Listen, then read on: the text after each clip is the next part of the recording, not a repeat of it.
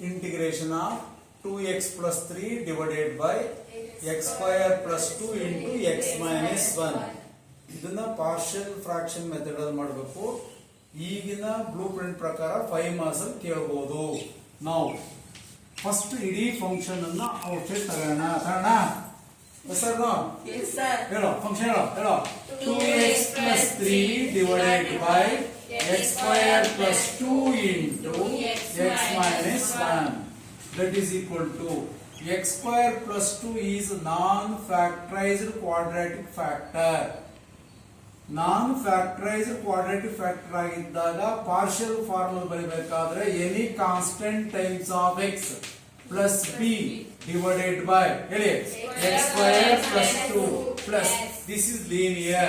ಇನ್ನೊಂದು ಕಾನ್ಸ್ಟೆಂಟ್ ಅನ್ನು ಇಂಟ್ರೊಡ್ಯೂಸ್ ಮಾಡೋ a ಆಯ್ತು b ಆಯ್ತು that is c by x minus 1.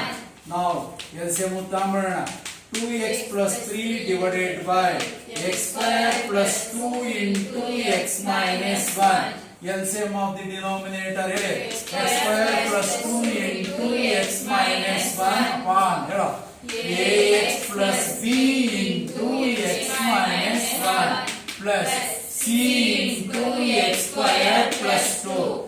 LHS na denominator, RH na denominator